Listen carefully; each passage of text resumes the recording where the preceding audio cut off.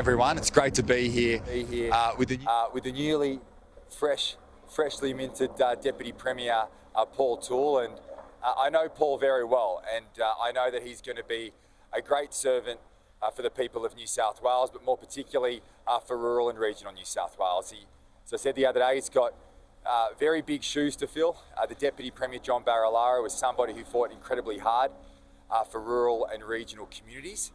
But importantly, Paul has as well, and I know that very well in the fact that he also served prior to being the Deputy Premier as the Deputy Leader of the National Party, and we were both Deputy Leaders, and we've got to know each other well through our time together on Expenditure Review Committee, in the Crisis Cabinet, and in the Cabinet. We both came into Parliament together in 2011, and I've certainly got to know somebody who is an incredible fighter for regional New South Wales.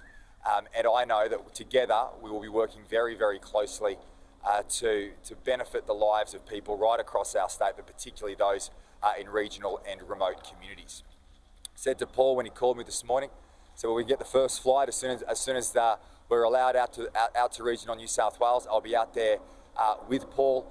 We want to continue the great record of this government in investing in schools and hospitals, regional rail and public transport. It is my view that wherever you live in this state, you should have access to the best services possible. And we put significant amount of money in back in those days of the Poles and Wise transaction. That substantial investment has continued, and I have full confidence that with Paul Toole at the helm, that investment will continue.